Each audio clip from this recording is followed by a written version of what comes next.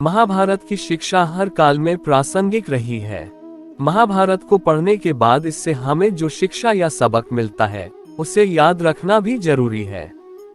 तो आइए हम जानते हैं ऐसी ही 20 तरह की शिक्षाएं जो हमें महाभारत पढ़ने पर मिलती हैं। जीवन हो योजनाओं से भरा। जीवन के किसी भी क्षेत्र में बेहतर रणनीति आपके जीवन को सफल बना सकती है, और यदि कोई योजना या रणनीति नहीं है तो समझो जीवन एक अराजक भविष्य में चला जाएगा जिसके सफल होने की कोई गारंटी नहीं।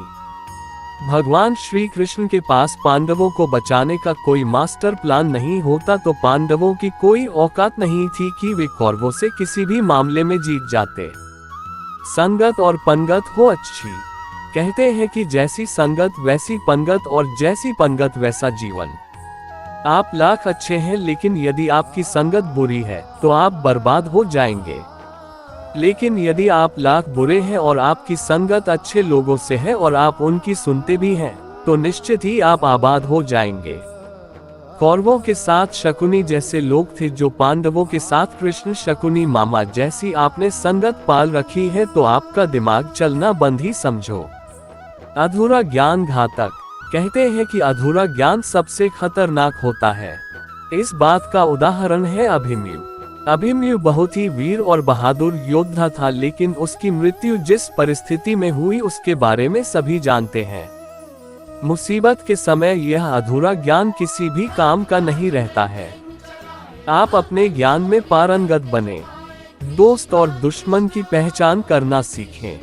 महाभारत में ऐसे कई मित्र थे जिन्होंने अपनी ही सेना के साथ विश्वासघात किया। ऐसे भी कई लोग थे जो ऐन वक्त पर पाला बदल कर कौरवों या पांडवों के साथ चले गए। इसीलिए कहते हैं कि कई बार दोस्त के भेष में दुश्मन हमारे साथ आ जाते हैं और हमसे कई तरह के राज लेते रहते हैं। कुछ ऐसे भी दोस्त होते हैं जो दोनों तरफ होते हैं। जैसे कौरवों का साथ दे रहे भीष्म, द्रोण और विदुर ने अंततः युद्ध में पांडवों का ही साथ दिया। हथियार से ज्यादा घातक बोल वचन। महाभारत का युद्ध नहीं होता यदि कुछ लोग अपने वचनों पर संयम रख लेते। जैसे द्रौपदी यदि दुर्योधन को अंधे का पुत्र भी अंधा नहीं कहती तो महाभारत नहीं होती। शिशुपाल और शकुनी हमेशा चुभने वाली बातें ही करते थे, लेकिन उनका हश्र क्या हुआ ये सभी जानते हैं। सबक ये कि कुछ भी बोलने से पहले हमें ये सोच लेना चाहिए कि इसका आपके जीवन, परिवार या राष्ट्र पर क्या असर होगा। जुए सट्टे से दूर रहो। शकुनी ने पांडवों को फंसाने के लिए जुए का आयोजन किया था, जिसके चलते पांडवों ने अपना सब कुछ दांव पर लगा दिया था। अंत में उन्होंने द्रौपदी को भी दांव पर लगा दिया था। ये बात सभी जानते हैं कि फिर क्या हुआ। अतः जुए, सट्टे, षड्यंत्र से हमेशा दूर रहो। ये चीजें मनुष्य का जीवन अंधकार में बना देती हैं। सदा सत्य के साथ रहो। कौरवों की सेना पांडवों की सेना से कहीं ज्यादा शक्तिशाली थी। एक से एक योद्धा और ज्ञानीजन कौरवों का साथ दे रहे थे। पांडवों की सेना में ऐसे वीर योद्धा नहीं थे। कहते हैं कि विजय उसकी नहीं होती जहां लोग ज्यादा हैं, ज्यादा धनवान हैं या बड़े पदाधिकारी हैं। विजय हमेशा उसकी होती है जहां ईश्वर है, और ईश्वर हमेशा वही है जहां सत्य है। इसलिए सत्य का साथ कभी न छोड़े। लड़ाई से डरने वाले मिट जाते हैं। जिंदगी एक उत्सव है, संघर्ष नहीं। लेकिन जीवन के कुछ मोर्चों पर व्यक्ति को लड़ने के लिए हमेशा तैयार रहना चाहिए। जो व्यक्ति लड़ना नहीं जानता, युद्ध उसी पर थोपा जाएगा या उसको सबसे पहले मारा जाएगा। महाभारत में पांडवों को ये बात श्री कृष्ण ने अच्छे से सिखाई थी। पांडव अपने बंधु बांधवों से लड़ना नहीं चाहते थे, लेकिन श्री कृष्ण ने समझाया कि जब किसी मसले का हल शांतिपूर्ण तरीके से नहीं होता तो फिर युद्ध ही एकमात्र विकल्प बच जाता है। कायल लोग युद्ध से पीछे हटते हैं। युद्ध भूमि पर पहुंचने के बाद भी अर्जुन युद्ध नहीं करना चाहता था। तब भगवान श्री कृष्ण ने उससे कहा कि न कोई मरता है और न कोई मारता है, सभी निमित्त मात्र हैं। आत्मा अजर और अमर है, इसलिए मरने या मारने से क्या डरना। खुद नहीं बदलोगे तो समाज तुम्हें बदल देगा। जीवन में हमेशा दानी, उदार और दयालु होने से काम नहीं चलता। महाभारत में जिस तरह से कर्ण की जिंदगी में उतार चढ़ाव आए, उससे यही सीख मिलती है कि इस क्रूर दुनिया में अपना अस्तित्व बनाए रखना कितना मुश्किल होता है। इसलिए समय के हिसाब से बदलना जरूरी होता है, लेकिन वह बदलाव ही उचित है जिसमें सभी का हित हो। कर्ण ने खुद को बदलकर अपने जीवन के लक्ष्य तो हासिल कर लिया, लेकिन वे फिर भी महान नहीं बन सके, क्योंकि उन्होंने अपनी शिक्षा का उपयोग समाज से बदला लेने की भावना से किया। बदले की भावना से किया गया कोई भी कार्य आपके समाज का हित नहीं कर सकता। अच्छे दोस्तों की कद्र करो। ईमानदार और बिना शर्त समर्थन देने वाले दोस्त भी आपका जीवन बदल सकते हैं। पांडवों के पास भगवान श्री कृष्ण थे तो कौरवों के पास महान योद्धा कर्ण थे। इन दोनों ने ही दोनों पक्षों को बिना शर्त अपना पूरा साथ और सहयोग दिया था। यदि कर्ण को छल से नहीं मारा जाता तो कौरवों की जीत तय थी। पांडवों ने हमेशा श्री कृष्ण की बातों को ध्यान से सुना और उस पर अमल भी किया, लेकिन दुर्योधन ने कर्ण को सिर्फ एक योद्धा समझकर उसका पांडवों की सेना के खिलाफ इस्तेमाल किया।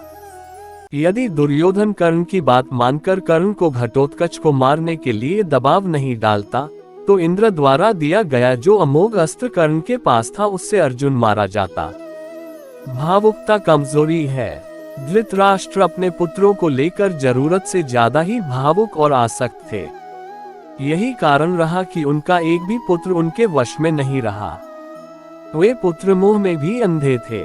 इसी तरह महाभारत में हमें ऐसे कुछ पात्र मिलते हैं जो अपनी भावुकता के कारण मूर्ख ही सिद्ध होते हैं। जरूरत से ज्यादा भावुकता कई बार इंसान को कमजोर बना देती है और वो सही गलत का फर्क नहीं पहचान पाता। शिक्षा और योग्यता के लिए जुनूनी बनो। व्यक्ति के जीवन में उसके द्वारा हासिल शिक्षा और उसकी कार्य योग्यता ही काम आती है। दोनों के प्रति एकलव्य जैसा जुनून होना चाहिए, तभी वह हासिल होती है। अगर आप अपने काम के प्रति जुनूनी हैं तो कोई भी बाधा आपका रास्ता नहीं रोक सकती। कर्मवान बनो। इंसान की जिंदगी जन्म और मौत के बीच की कड़ी भर है। ये जिंदगी बहुत छोटी है। कब दिन गुजर जाएंगे आपको पता भी नहीं चलेगा, इसलिए प्रत्येक दिन का भरपूर उपयोग करना चाहिए। कुछ ऐसे भी कर्म करना चाहिए जो आपके अगले जीवन की तैयारी के हों।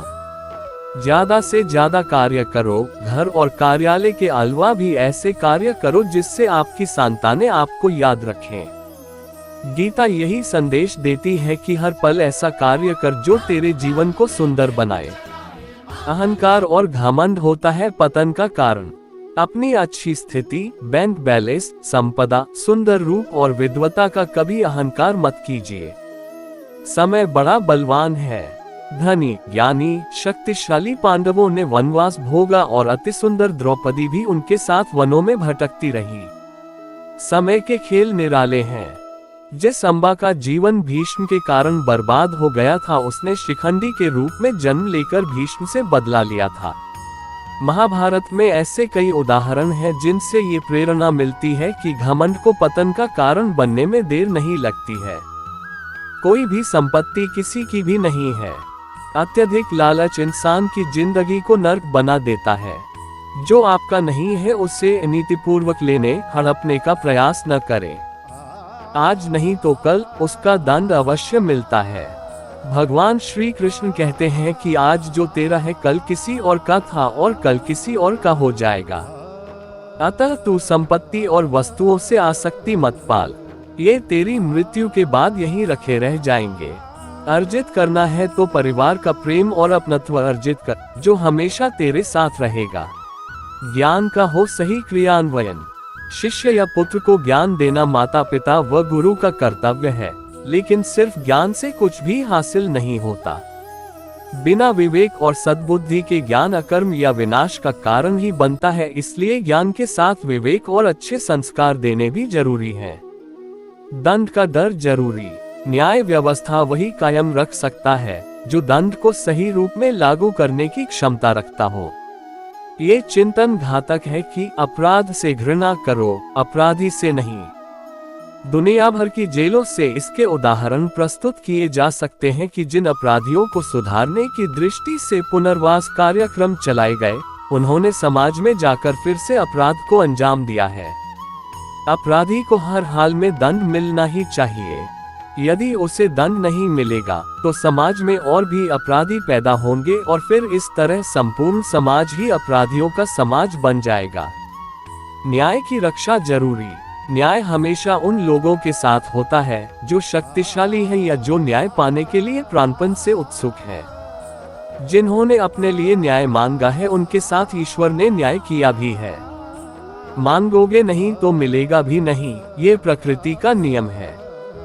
गुरु द्रोणाचार्य ने कर्ण और एकलव्य के साथ जरूर अन्याय किया था, लेकिन आज दुनिया अर्जुन को सर्वश्रेष्ठ धनुर्धर नहीं मानती, क्योंकि कर्ण और एकलव्य ने हमेशा न्याय की मांग की और अंत में आज दुनिया उन्हें श्रेष्ठ धनुर्धर मानती है। महाभारत हमें सिखाती है कि न्याय की रक्षा करना कितना जरूरी है, लेकिन ये भी एक कटु सत्य है कि न्याय सिर्फ शक्तिशाली लोगों के साथ ही है।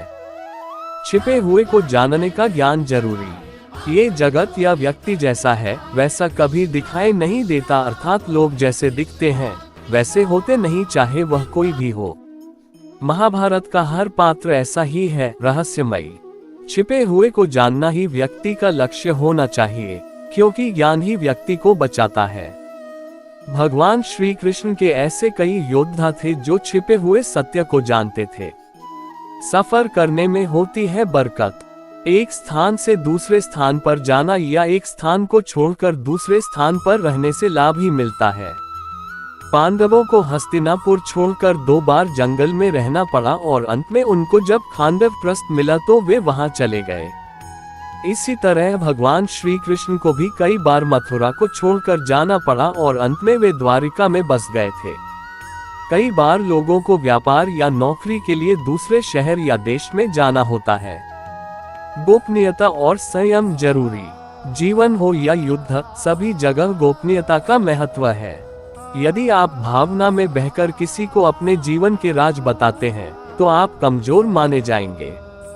महाभारत में ऐसे कई मौके आए जबकि नायकों ने अपने राज ऐसे व्यक्ति के समक्ष खोल दिए जो राज जानने ही आया था, जिसके चलते ऐसे लोगों को मुंह की खानी पड़ी। दुर्योधन, भीष्म, बर्बर एक ऐसे उदाहरण है जिन्होंने अपनी कमजोरी और शक्ति का राज खोल दिया था। चिंता, भय और अशांति है मृत्यु का द्वार। किसी भी प्रकार की चिंता करना, मन को अशांत रखना और व्यर्थ के भय को पालते रहने से मृत्यु आसपास ही मंडराने लगती है। मौत तो सभी को आनी है, फिर चिंता किस बात की। जेल खान, दवाखाना या पागल खाना वह व्यक्ति जाता है जिसने धर्म सम्मत या संयमित जीवन नहीं जिया।